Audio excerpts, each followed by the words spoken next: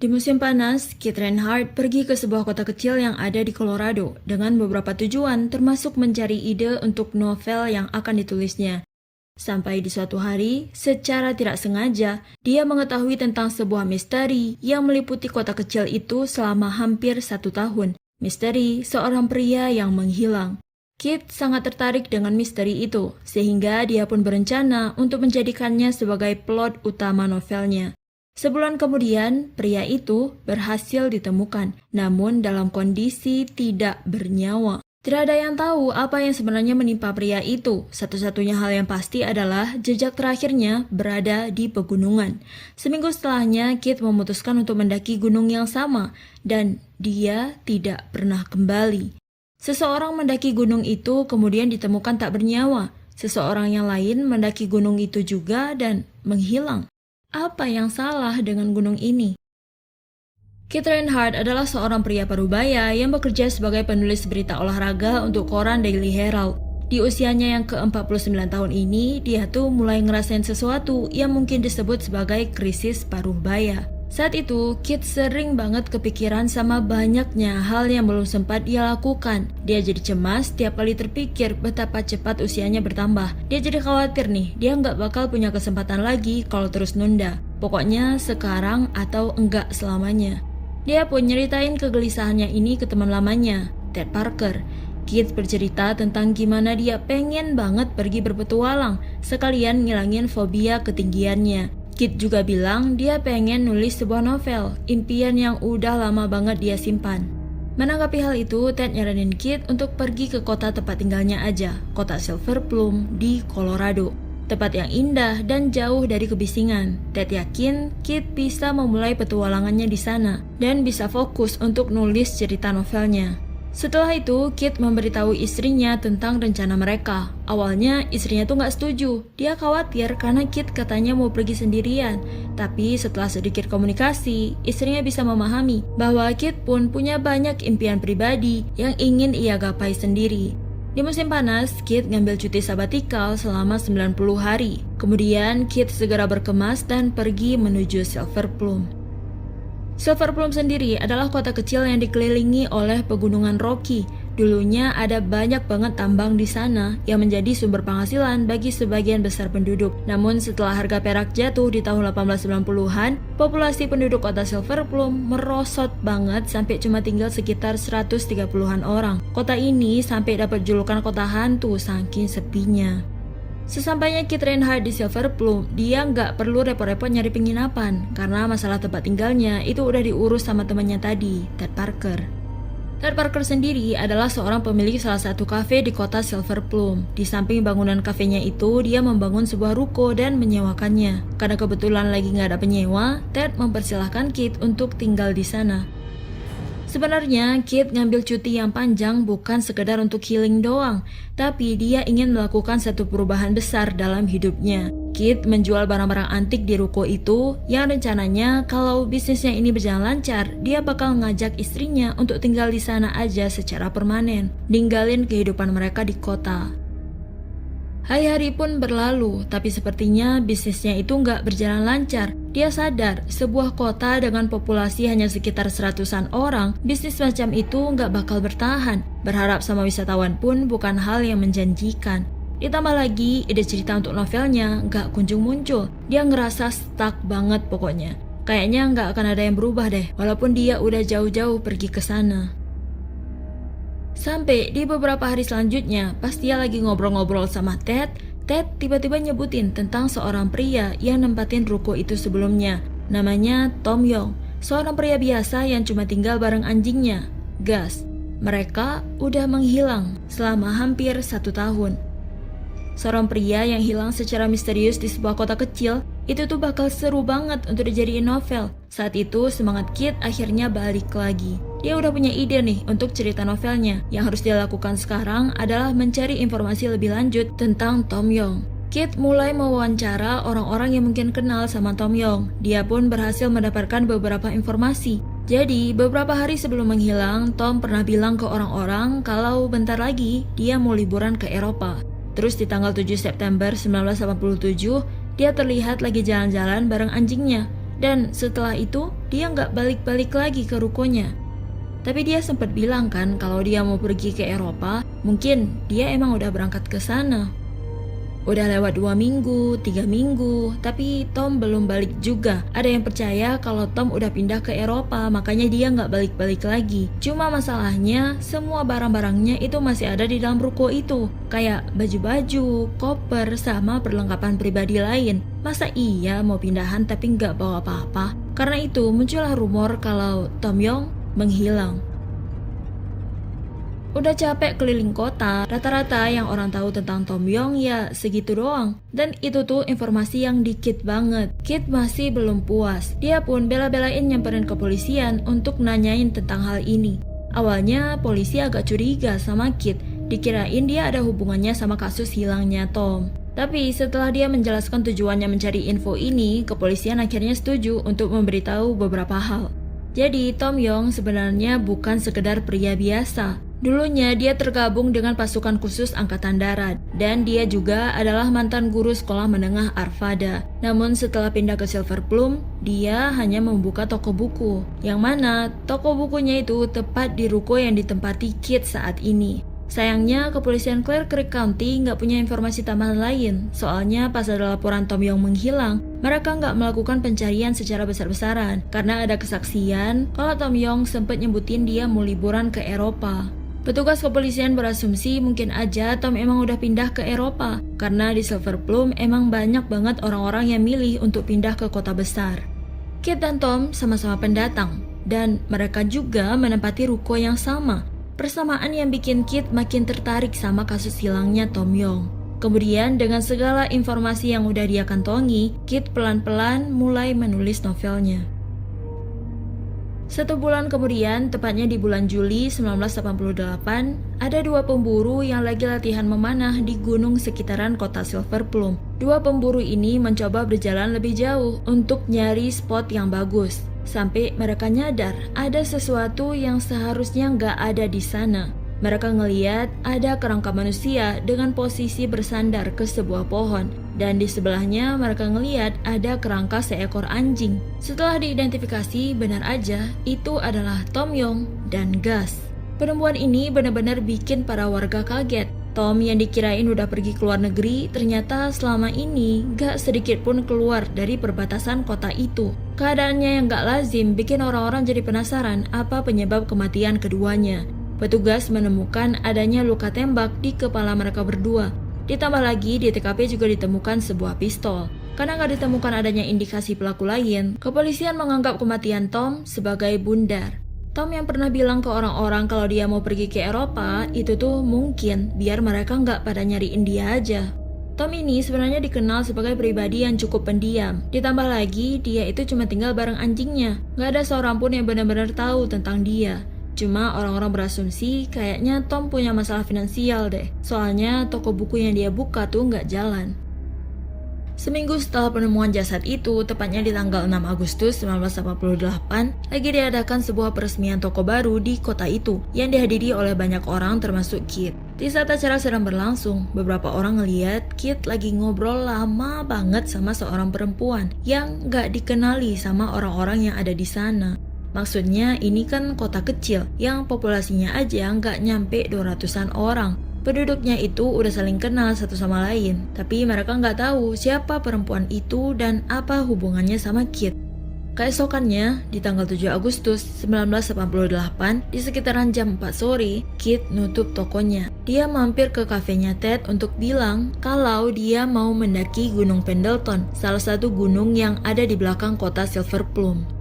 Ted cuma ketawa aja denger omongannya Kit. Ngiranya Kit ini bercanda doang. Soalnya Kit gak kelihatan kayak orang yang mau mendaki gunung. Gak ada perlengkapan mendaki, gak ada bekal makanan. Polosan aja, cuma pakai baju kemeja, celana jeans, sama sepatu. Tapi di akhir percakapan mereka, Kit bilang, kalau aku gak balik-balik, panggil tim penyelamat ya. Keesokan harinya, Ted ngeliat toko Kit yang masih tutup. Dia coba ngetok pintu buat mastiin Kit nggak bangun kesiangan, tapi nggak ada jawaban. Ditungguin sampai siang, bahkan pas hari udah sore pun, Kit belum juga kelihatan. Ted jadi khawatir. Dia ngambil kunci cadangan rukonya untuk ngecek ke dalam. Di dalam sana, dia ngeliat koran-koran yang berserakan di atas meja dengan topik berita hilangnya Tom Yong. Tapi Kit gak ada di sana. Ted udah punya perasaan gak enak. Dia coba nanya-nanya ke orang sekitar.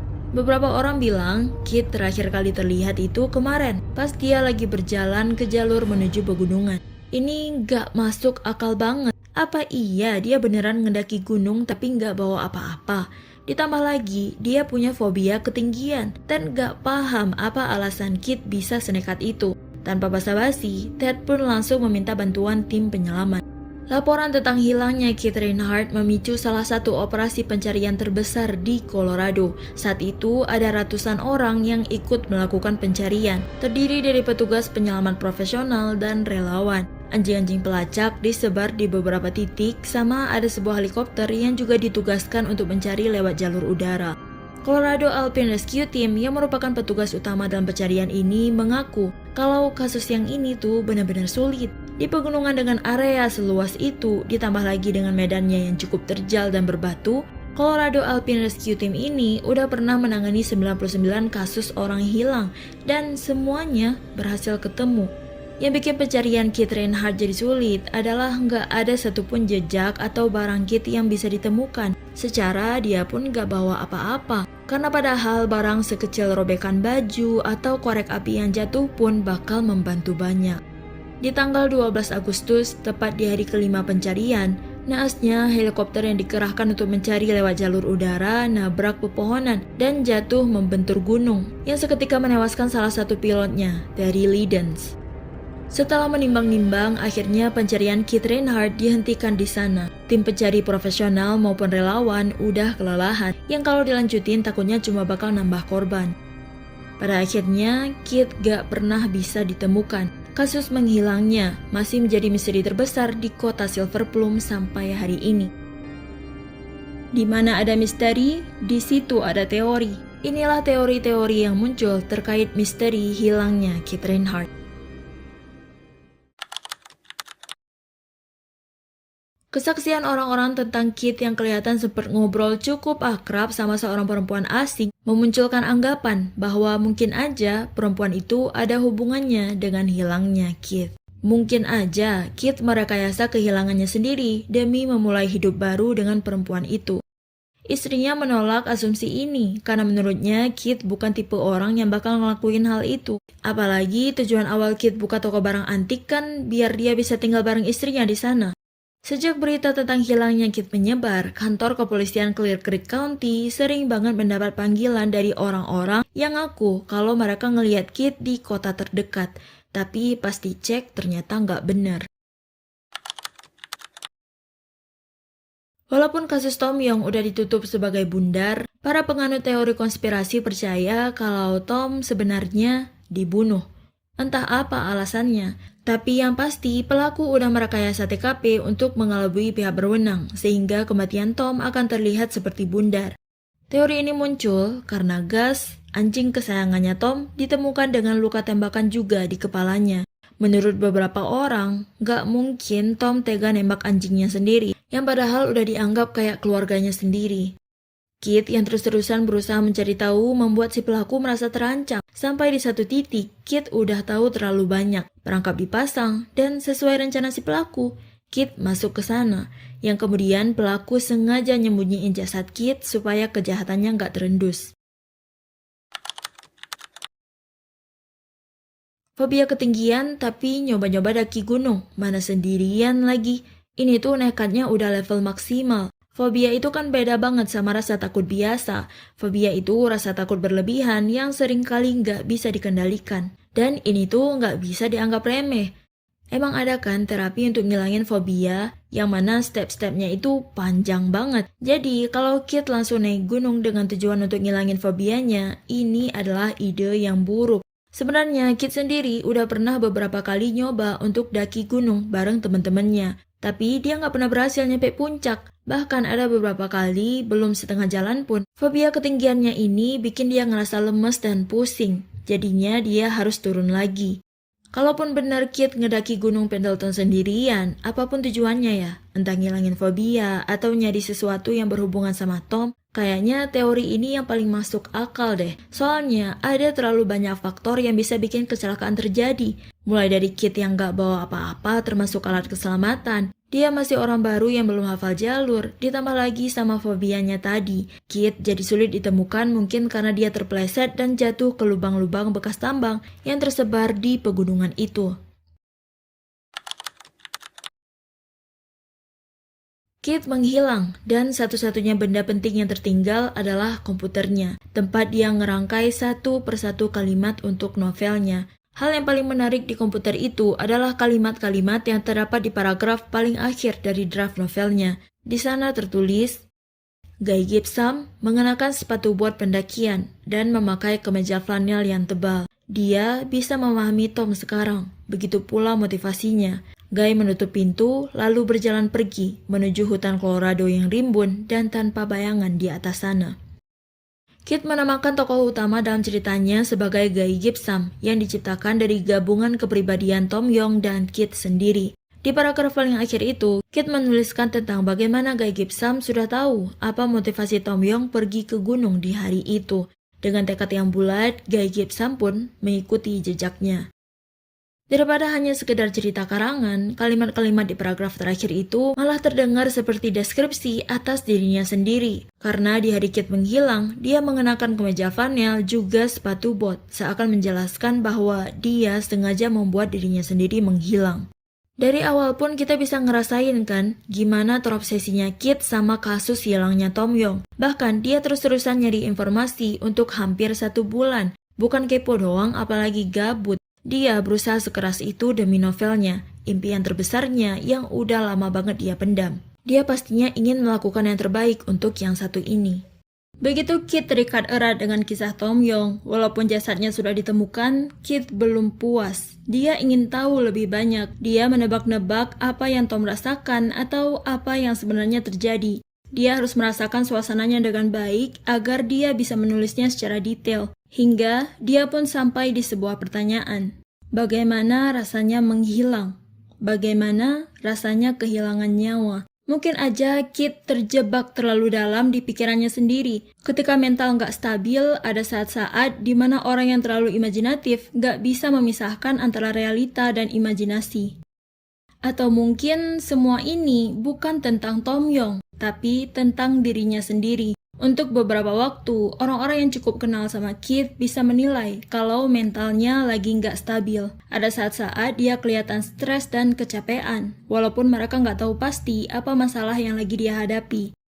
Seminggu sebelum menghilang, Kit mengetahui jawaban yang selama ini dia cari-cari. Tom yang hilang ternyata ada di gunung, dengan kondisi tidak bernyawa yang dianggap sebagai bundar. Tom yang bilang mau ke Eropa diasumsikan biar orang-orang gak pada nyariin dia yang ditakutkan bakal ngerusak rencananya. Di kalimat, dia bisa memahami Tom sekarang. Begitu pula motivasinya. Mungkin aja Kit udah ngelakuin hal yang sama. Dia bilang mau mendaki padahal pergi ke tempat lain untuk bundar. Ini bisa menjelaskan kenapa dia nggak bawa perlengkapan mendaki apapun. Bahkan tim penyelamat profesional nggak bisa nemuin jejak dia. Karena sejak awal, dia memang nggak di sana. Kalau benar itu adalah rencananya, tapi kenapa dia minta Ted untuk manggil bantuan kalau dia nggak balik? Dari keempat teori tadi, mana teori yang paling masuk akal dan yang paling kamu percaya? Atau kamu punya teori lain? Tulis di kolom komentar. Jadi, itu aja obrolan kita hari ini. Sampai jumpa di miri-miri selanjutnya.